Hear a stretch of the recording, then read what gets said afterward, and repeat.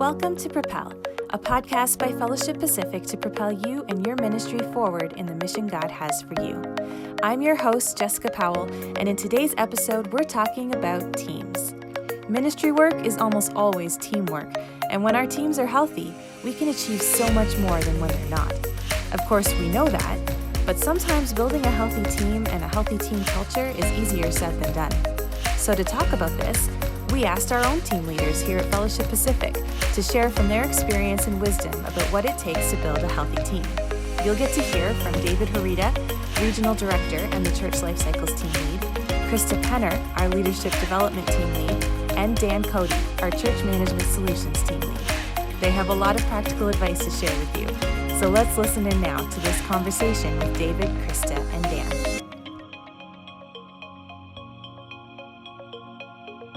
Well, welcome to the Propel podcast. I'm here today with my fellow co-workers, David and Dan, and we're going to talk to you about team dynamics. Mostly, we're going to be, asking David questions, and then Dan and I are going to chime in. But we just want to welcome you here and say how grateful we are as a team at Fellowship Pacific that we get to work with you and work for you in our churches. And so welcome, Dan, and welcome, David, this morning. Thank you. It's exciting. It is exciting. It is exciting. Well, we're going to get this party started by asking, we're going to ask David this question as we begin this morning, talking about building a healthy team dynamic. You know, why should we care about this, David? Why do you think building a healthy team is so important and building a healthy culture is so important? Well, obviously a lot of reasons, not least of which it seems obviously important. It seems like it should be obvious to all of us that wanting to work on a team that's enjoyable, that produces something, that does something good should matter. I mean, I don't think that's a rocket science kind of question, but a couple of reasons. One of them is a good reason, or good teams are more productive in general. So we as a team read a book, maybe a year ago called The Culture Code by Daniel Coyle. And he starts off in his intro, he talks about a study by Harvard University of 200 companies, and that the companies that had a strong and positive, good culture, that had that book exactly, that had a good team, according to him, his intro, 756% greater income. And so the company's obviously concerned about profit margins. We're not, but the same concept applies. We want to be productive in what we do. A good team helps that to be true. I think the second reason, for me at least, is good teams, I think, reflect the call of Jesus to each one of us. So if we think of John 1, where it says that Jesus came full of grace and truth and came and lived among us, I think when grace and truth is evident in our teams, that is legitimate grace. And then truth also allows for accountability. So one is the loving, the caring, the building up of others. The other is dealing with truth and reality.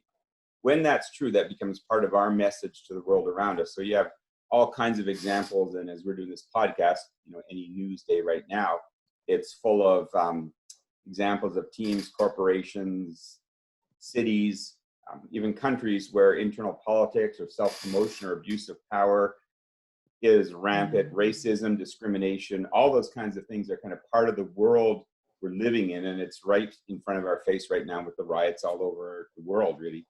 And so I think the better our teams are, the more we reflect grace and truth legitimately to one another, the better our message of the gospel can spread to people around us. That would be my starting points. Well, that's legitimate. And I remember reading about that and thinking, yeah, these things are true. I think what stuck out for me when I think about building team dynamic is that whole idea of building safety and the belonging cues that we learned about in the culture code being, that energy that's between two people, that connection, the eye contact, the affirmation, the proximity, all of those things help to build team. And then, of course, individualization, which is the idea that I see you and you matter. And so making sure that people on your team know that they count for who they are and what they bring to the table. And that big piece, future orientation, knowing that you're safe here, you belong here, and I see a future with you. And it seems so fundamental when we talk about it, but you start drilling down into that, and making that a part of what you do intentionally with your team. And there's some work with this. So where have you seen this? What happens when it doesn't work well? What have you seen happen when it doesn't work well? First, you should see if Danny here wants to add anything to the original questions on the importance of teams. Yes, Dan, we would like you to feel a sense of belonging as we talk about building a culture of belonging. Yes, that's actually exactly what I want to comment on. Yes, we can turn to books, and yes, we can turn to various media and see what the experts say about team building and the experience of being on healthy teams or not. But I think all of us have had at least one good team experience, not just us three, but almost everybody, I think, that's in a work environment has experienced at least one good team situation and at least one not so healthy one. And when we just examine what our general outlook is, our positivity, our desire to get up in the morning and be part of what we're doing, there's almost no comparison. It literally saps the energy out of you to be isolated and isolating yourself or feeling like you're completely siloed. And although we admit sometimes we need to create the incentive to deliberately participate in teams on some days where we'd rather maybe just be on our own, when we force ourselves to do that, or when we just convince ourselves to do that, almost always the experience that we have creates a healthier and more productive employee. And I think almost all of us would be able to relate to that kind of a test. Yeah, no, that's really good. I think about that crucial conversation axiom that we teach in that course, and it's you can act your way into a feeling before you can feel your way into an action. And it really sums up what you're talking about, Dan. There are days when you don't really feel it, but you act it and the feelings follow, knowing intentionally how important it is to develop that feeling of team culture, of belonging. And you're right. I think we've all experienced what it feels like to get up in the morning and dread going to the office at some point in our tenure of ministry. And so an important piece for sure. David, do you want to add anything more to that? No, you want to go on to that next question now, or you want to? Yes, we can go on. So we're going to talk about just some of the aspects of what a healthy team looks like. Well, go back. Here, let's jump back. So second question being consequences of bad teams. Right? Oh, you want to talk about that? Oh, I had that as part of question number one, but that's okay. We can go there because I'm a team player. Yeah, we're going to go with that. So yeah. Consequences of bad teams. I've got a few things on that, and they're sort of discussed a little bit by all of you. So one of them is there's a human cost. And so a bad team is super painful. And I think you both kind of mentioned that if you're on that, it affects the reality of wanting to go to work. But it also fills your time in ministry, and it fills your time at home. It's something you take home with you. And so it starts to affect family and relationships and a lot of those things because it just sort of hangs on for a while. I think that's a pretty hard-earned and hard-learned lesson from a long time ago for probably most of us. So I was thinking of Ecclesiastes 10, where it says, a dead fly ruins a bottle of perfume, and a little folly outweighs wisdom. You know, one of the lessons that we learned, I think, pretty early on is that it only takes one person in a close working team to really make it painful for everybody. And sometimes we tend to discount that in church life when it's kind of like that old book that everything you needed to know about life you learned in kindergarten. You learned this back on teams when I was coaching baseball for 20 years.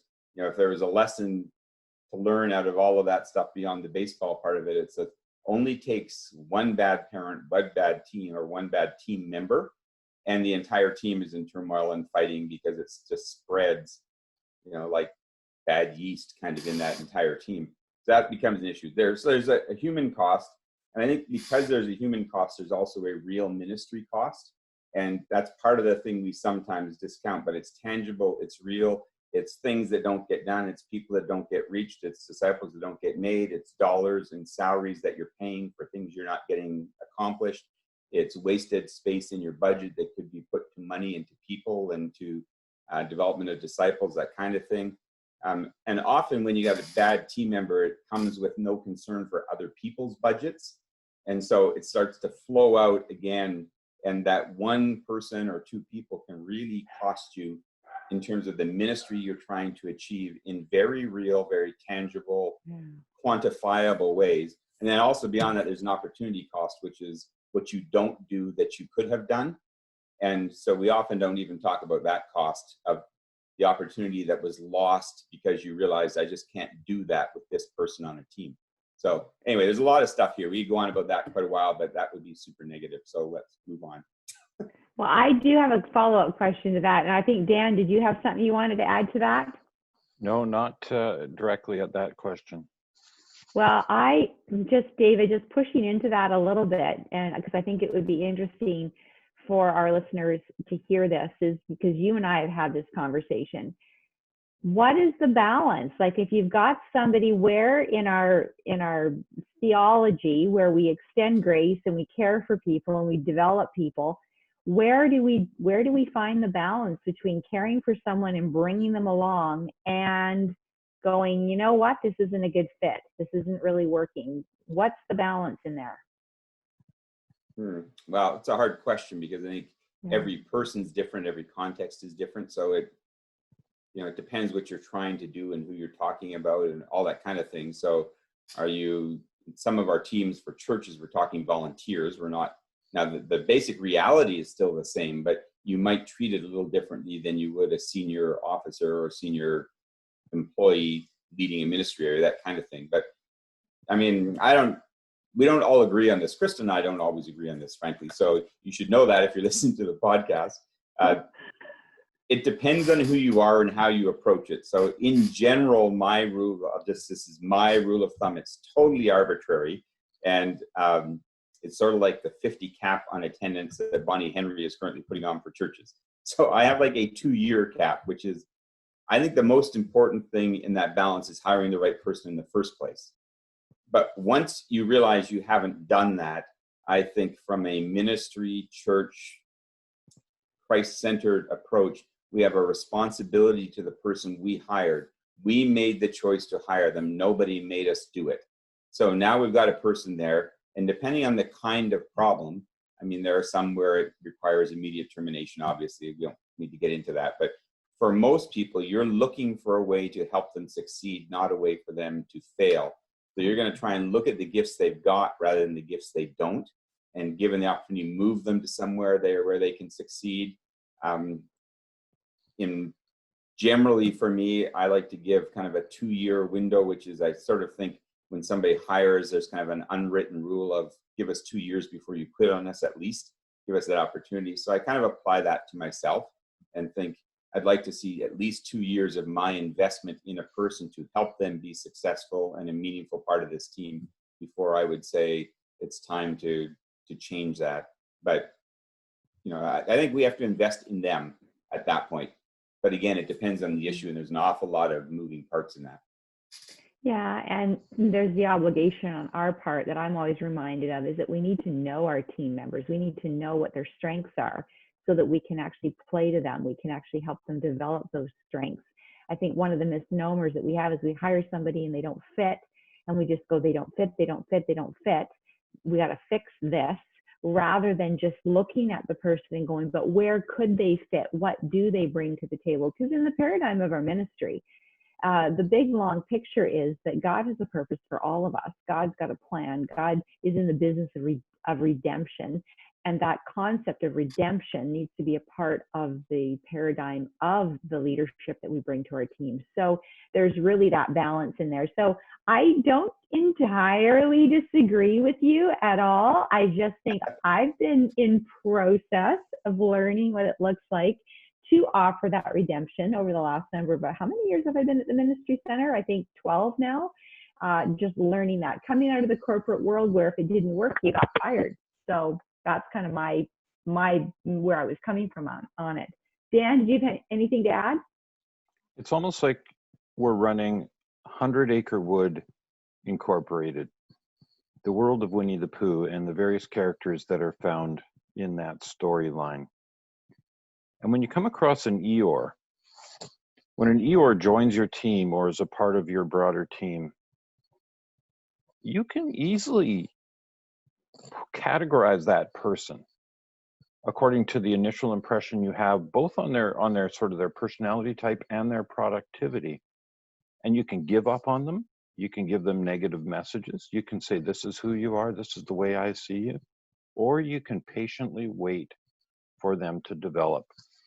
And it's a very rewarding thing when you take someone who's always been told, you're not going to do very good at that. Or, we have a limited time to see you get better at that. And they come to conclusions about themselves. But when we patiently bear with them, it can produce some incredible change in people. And all the more, like you say, Krista, in Christ's kingdom especially, redemption has to be such a key part of this. And so we do have to have a lot of patience, understanding, and project a positive future that we are moving towards, and not give up on small things or even the first couple of fairly significant disappointments when we're working together. So maybe we'll go back to that story and examine how those characters work together. There's some heartwarming stuff in there. Yeah, let me just add to that, Dan. So it's important. We still have to accomplish something. So there's a balance in there of trying to figure that out. But the other part of it is remembering that any team has the stages of team formation, which we're not really getting into today in this podcast, but remembering that the second one of those team formation stages is storming. And in a storming stage, everybody's figuring out their role. And so very often we get there and we start to think we hired the wrong person because of a very normal human process of figuring out, okay, well, this person's different than I thought they were. It still makes it incumbent upon us to hire the right person in the first place. But even when we do, you're going to have that stage where there's a struggle trying to figure out how to make this work to its maximum benefit. And if we assume that's not going to happen, we're just kidding ourselves. And instead of doing the work required to get a really high productive team, we sometimes get rid of the people we should keep. Yeah, good point. Just a closing comment on that before we move on. I have found that as I've hired people on my team in leadership development, that we talk about that storming stage right up front. Like, here we are forming right now, beware that we are going to storm. And it's made that storm probably a little bit more palatable for the entire team, because we recognize in the middle of it that that's exactly what we're doing. We come out on the other side of it and we go, oh, remember when we did that storming, but look where we are now. And so it's teaching your team that dynamic.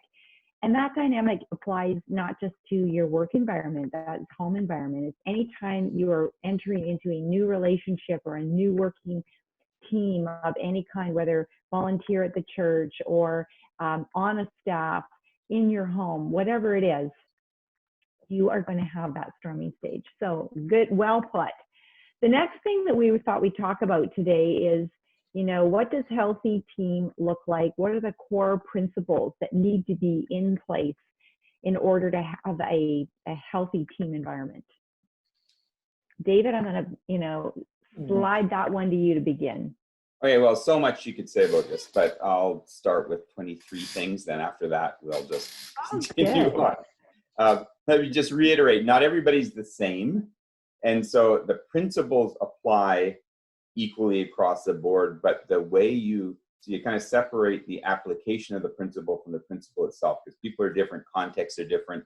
And so what I mean by that, for example, is if you're hiring experienced people, you have a different expectation and a different way of building a healthy team than you do if you're hiring rookies. If you're hiring rookies, you're going to have to help train them and work through. So even where you're thinking about, handing off, delegating authority, all the things that make teams work, that kind of stuff, you don't do that too quickly if it's a beginner. The beginner, you want them to succeed, not fail. So you take appropriate steps. And so the levels of authority, all that kind of thing, is very dependent on the people. It's not, one size fits all. So the principle for us is still the same as we at Fellowship Pacific were talking about repeatedly over and over and over the whole basic idea of clear responsibility with matching authority and accountability for that. So when we say clear responsibility, we mean not just the area you're responsible for, but the scope of it. Like how much responsibility do you have at this level of your experience, that kind of thing. So we have clarity on that kind of thing. Some of the basic principles, I think Dan, you and Krista have mentioned a few of these things. I'd start with saying that the individual spiritual walk of the people on your team is critically important. That if you've got to keep asking that, and when you get to your staff meetings, taking the time to ask, how are you doing? Having some spiritual conversations with people, not just work conversations. So you want your team to be Christ-centered, and that should be pervasive in your conversations. It should mean that you can stop to pray for somebody in the middle of a conversation, or if a need for a church or whoever, in our case it's churches, comes up, we can stop and just say, hey, let's pray for them, that kind of stuff. Beyond that, some of the things Daniel Coyle talks about, Krista, you mentioned them right at the beginning. Safety, that is, they know they can express themselves, talk, be part of this, and it's a safe place for that. Vulnerability, which is, if I match that with, say, self-awareness for us at Fellowship Pacific, at least, those two things have been increasing in importance probably every year we've been here. Dan, you're stepping into that more recently. Krista and I've probably been on that journey together of realizing vulnerability, self-awareness, vulnerability, self-awareness. So if we create a safe place where people can be vulnerable, deal with the fact that they're growing in self-awareness, that we all are doing that, that helps the team to be a much healthier place, but not very easy. Then that future focus, Krista already mentioned that, some mission focus future-wise, and also what's your part in fulfilling that mission. That's important. Enjoyment, I think, is big. We don't often just sit and talk about, can we enjoy being together? I think that's a big thing for the coming to work and wanting to come. And so try to do that. That's why we eat so many cinnamon buns. Yeah, cinnamon buns are our favorite. So yes. Things like playing to the bright spots of people, which is try to find out what they're good at, have them spend the majority of their time in that area where they're good at it, so they enjoy doing it rather than forcing them into stuff they don't want to do. Applying stuff like Lencioni's 5 dysfunctions of a team, which again, we won't get into, but maybe mention for that. Team building is team training. And so we read together, we read Culture Code, 5 dysfunctions of a team. We read books all the time together so that we can keep on investing in the depth of our team, because if we can do that, we're more productive. And then I'd say relationship. It's work, because the more people you get, the more relationships, the number of possible relationships grows exponentially. And so the chance that you don't click as easily with somebody becomes higher and higher and becomes inevitable. So you just have to keep working on that in a meaningful, authentic way. So I'll stop for there, because I could go on for days on this. Dan? David, perhaps you could comment briefly on your approach as the overall team leader at Fellowship Pacific over a team of about 10 people, some full-time, some part-time. But when you see people that need a change or need a rest or need a break or need some other intervention or some other allotment of space, rather than just ignoring it, if you see them disheartened or discouraged or something else, what's the approach you take? Because to me, that's a big part of the healthy team environment we have there. Okay, well, you can probably answer what you think the approach is after I say what I think the approach is. Krista could as well. So I think in general, there's an old term. It was wasn't Stephen Covey. It was Tom Peters' book called, and from way back when, Management by Wandering Around. Mm-hmm. I think when your team is smaller, and most of our churches, with a couple exceptions, the team is small enough to do this, to kind of take a tour most days and drop in on people. For our team, sometimes they think that's just annoying. But for me, I think stopping in, saying, how's it going? What are you doing? How's it feeling? Talking about their own life or their family a little bit now and then, and trying to keep kind of your pulse on what's going on with people. And I think that's important.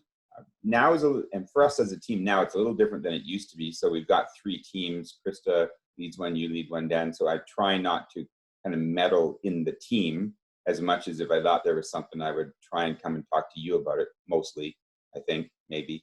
At least I think that's what I'm trying to do. So I do a lot of that. And then I also think of some of the things that in churches, our churches, we tend to think of them as planning events, like a retreat as primarily a planning event. We don't. We think of it as primarily a relationship event, a deepening of significant connections. Yeah, we'll do some planning, but it will be much more values-based than individual strategic planning kind of traditional models. And so I think we do that as our team as well. We try and have a values-based team with an HR policy, which we can go into if you want to, but it's the first one of those HR policies, just basically 3 principles with details. First one says culture eats policy for breakfast. And so it goes into what are our values as a team. And we review those probably, I don't know, every 6 to 8 months anyway, in a staff meeting, whether I think you all know them or not. I just think it's worth coming back to them. I don't know. That's what I think, Dan. What do you think they're doing? What I want to add to that is what I've seen in this sort of example. The long-term approach you take to the health and productivity of the team members is that if short-term interventions are, intervention may not be the right word, measures, such as sabbaticals, or changes to a person's focus or how many days a week they work, even if they're very short term, or other measures are important to be allowed for the long-term productivity of that employee. And I think in my only 2 years at the Fellowship Center, I've already seen at least 3 examples of you taking that long-term approach and giving an employee the space they need to stay healthy because it's worth it. They've been part of the team.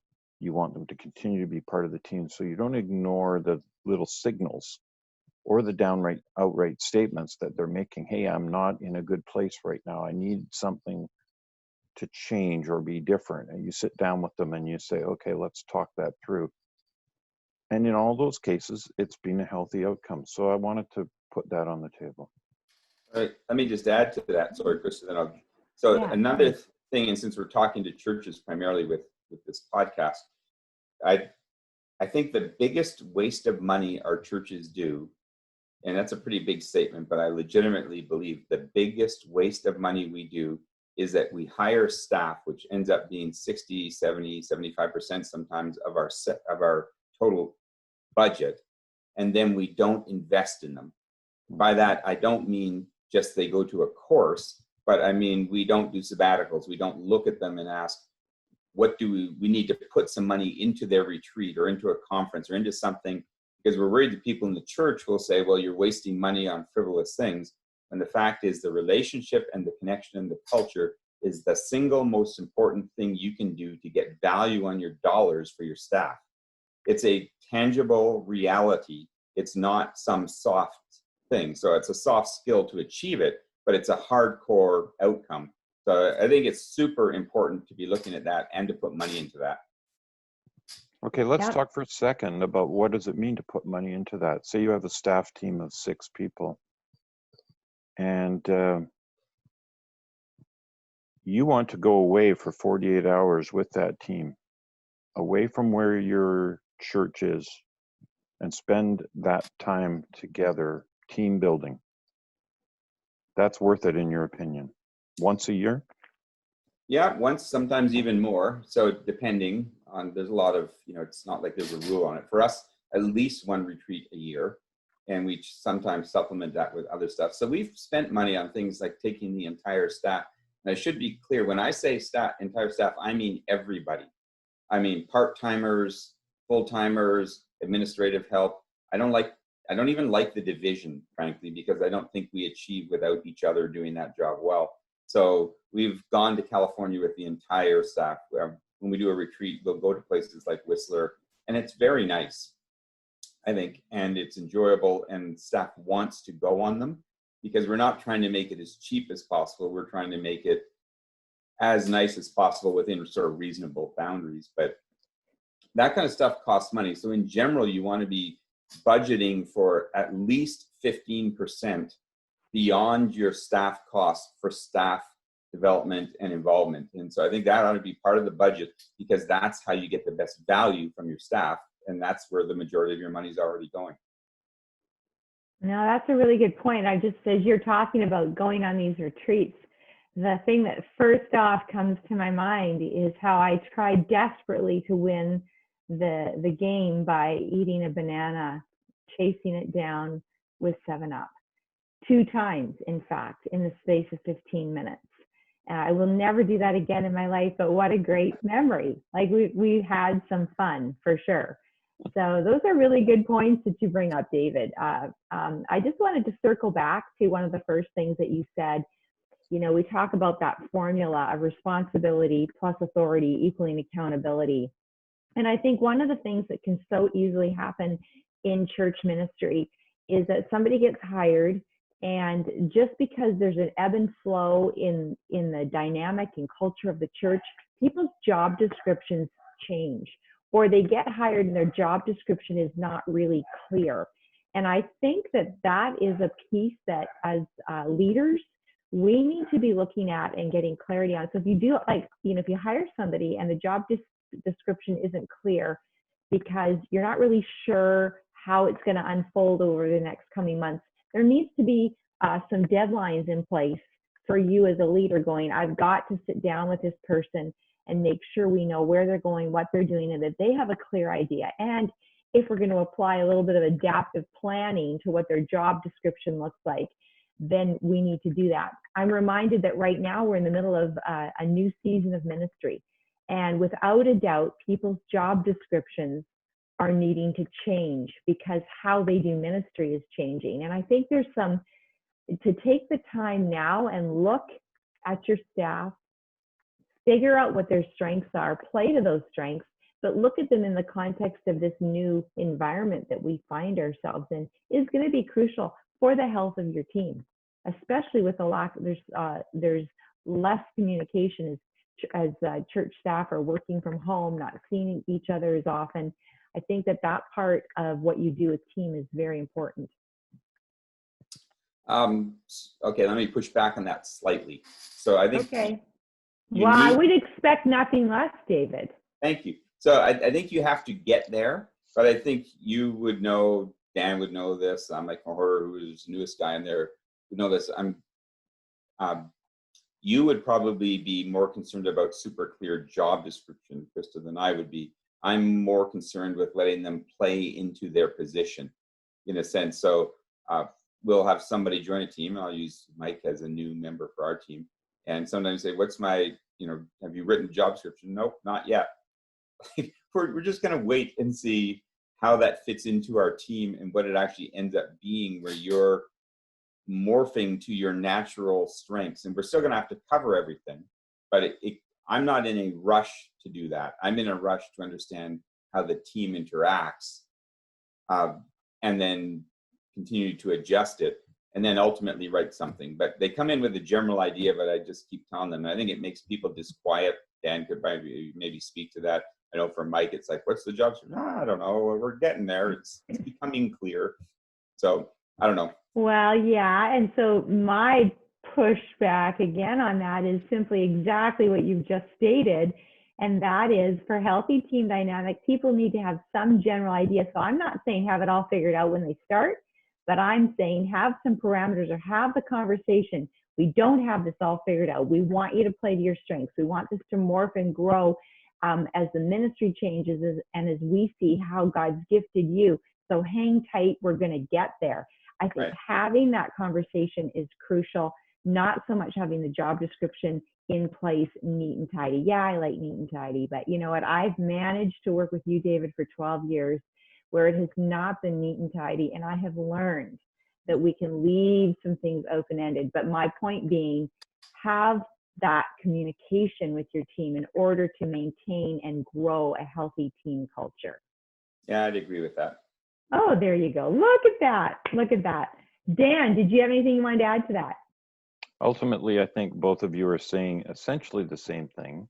Yes. Adapting it to your own leadership style. So I watch each of you lead your smaller teams at our office, and I think what you're talking about right now works for both of you, because the general principle of letting people play to their strengths and adapting their position around the successes that you see looks a little different between the two of you, but I think in terms of the team member, it works because there is room for the person to say, let me show you what I can do. Let me show you what you've beyond what you've currently imagined.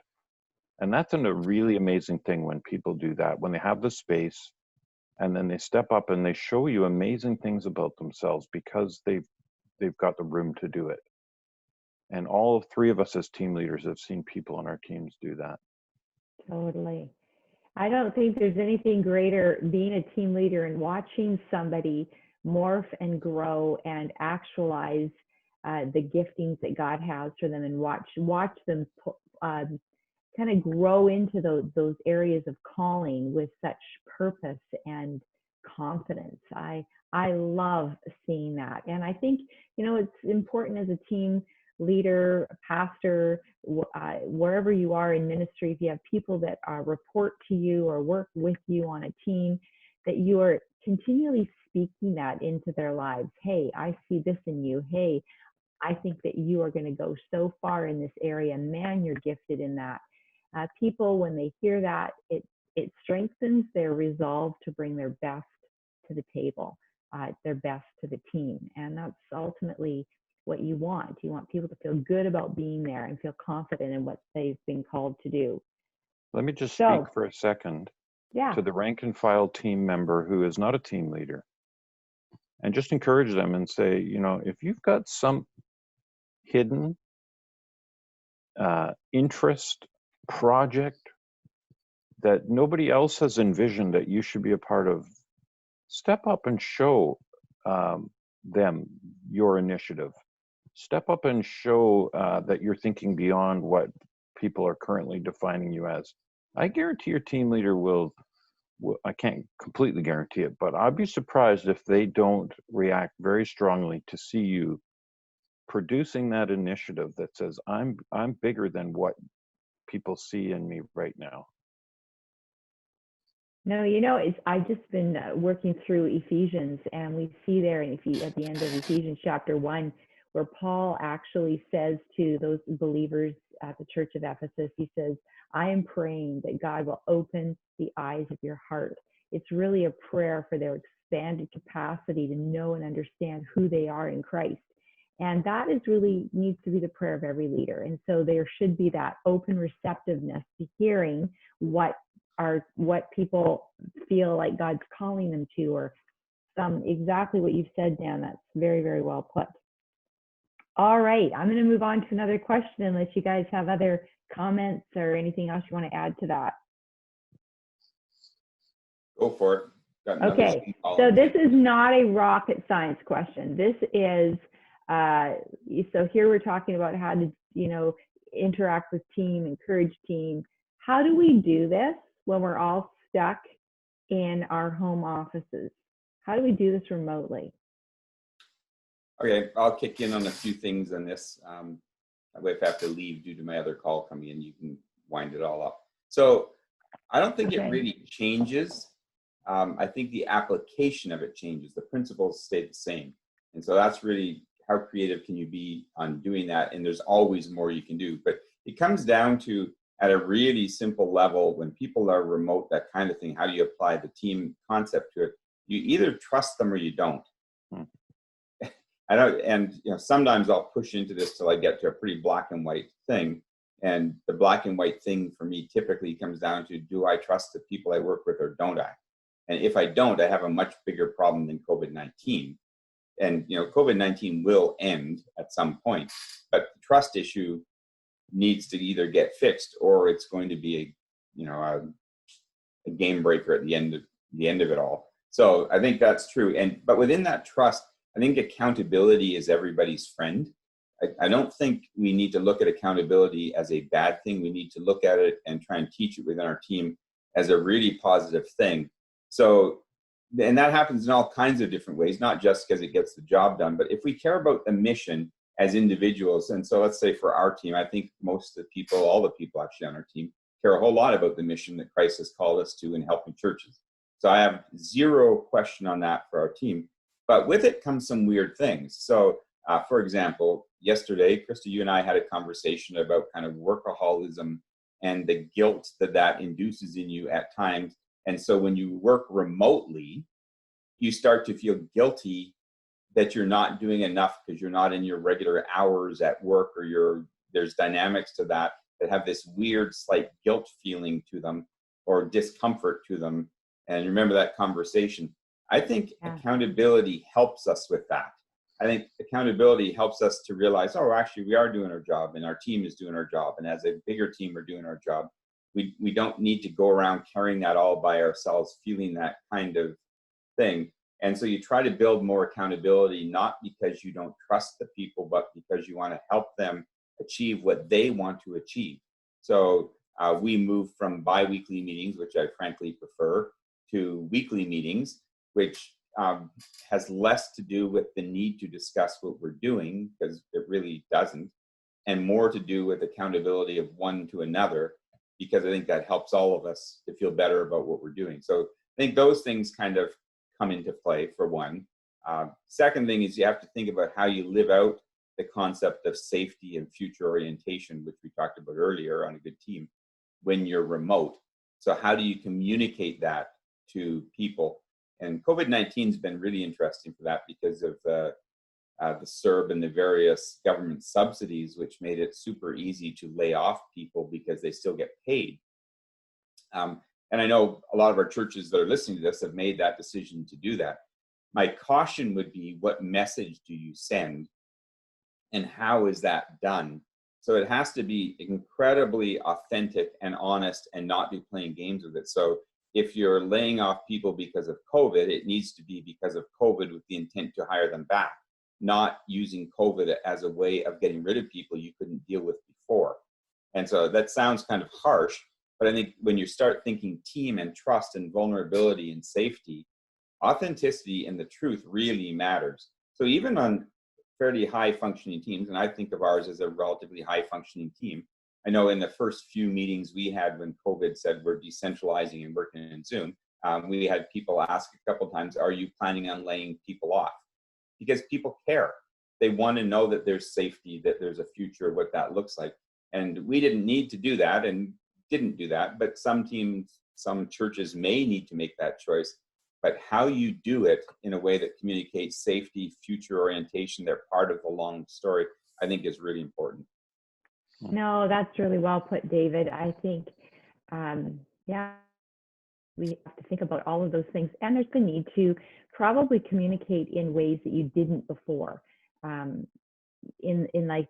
think about you sending us a care package at the beginning of this. I think about, dropping stuff off to my team members when just random, remembering birthdays, things of that nature. I think we have to go out of our way to keep those connections alive and well. It's really easy to just sort of retreat into that home office and not make the effort. I mean, I remember the first time I went out in my car. I hadn't been in my car. I hadn't driven my car for so long. I forgot. I thought, I don't think I remember how to drive this thing. And I thought, oh, that's not really that great that I've been that isolated from my routine and from the people that I care about. So very well put. Dan, do you want to add anything to that? Just very briefly, that I haven't figured out anything earth-shattering in terms of how to be a team leader during this time. I just kind of continue to take the same basic approach. What I like to do is just kind of reach out and connect in very small ways with all my team members, sometimes one-on-one, sometimes one-on-two, occasionally one-on-three, just to be in contact with them way more times than we do as a large staff team. It could just be, an incidental comment on Slack or connecting,